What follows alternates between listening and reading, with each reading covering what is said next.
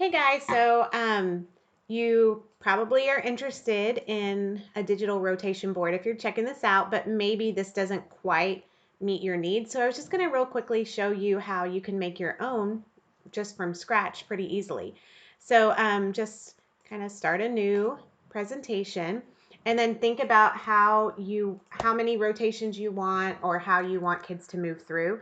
You can even just add a shape.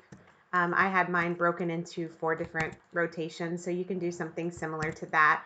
You can design it however you want, but what I really wanted to show you today was how to add the time transitions in so that you don't have to think about that. So basically, let's just pretend these are my 4 rotations. You can label them or whatever. You can also just add a student's name and just have one name at a time. That way you can regroup them however you want.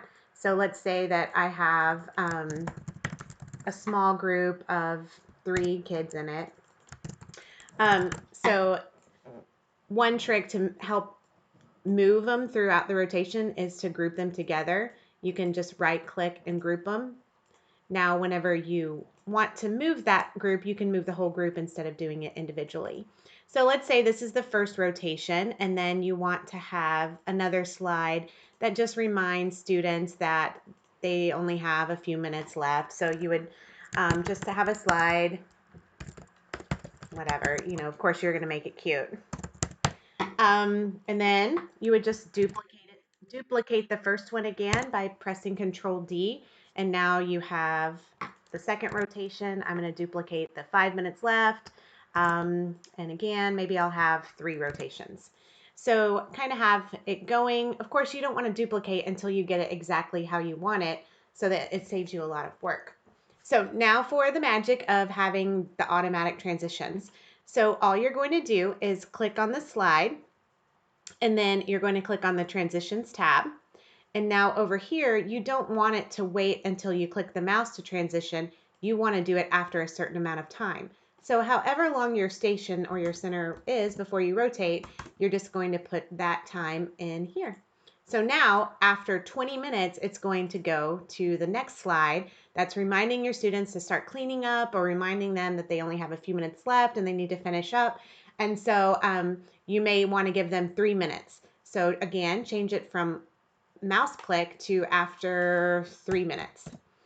And then you're just going to continue to do that. In fact, you can do it multiples at a time. So if you click on over here in the slide sorter and then hold down your shift button, or sorry, if you hold down your control button, see how now I have both of these slides. You can do all of your transition slides if they're the same time at the same together. So I would just click after 15 minutes. Oops, not 115. Okay, so now we have all of those are transitioning. Make sure you take the mouse click off. Okay, so that's super easy. Another super fun thing you might want to add is a video to show the transition. So instead of having let's say at the very end, I had a slide to clean up and I want to give the kids like 5 minutes to clean up. You can go to youtube.com and then just search for a countdown. All I did was search 5-minute countdown. And then you'll find all of these different countdowns. So maybe you want to use this plaid one. So just copy the address, go back into your presentation, and now you're just going to click from the home screen. Let's see, from the insert screen right here, or the insert tool, go all the way to insert a video, and then do online video. And all you have to do is paste that address and click insert.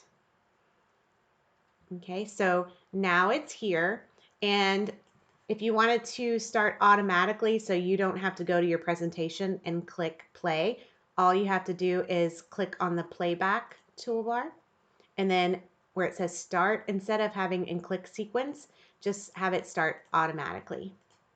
And then once you watch your slideshow, when it gets to that slide, it will start playing this automatically like that.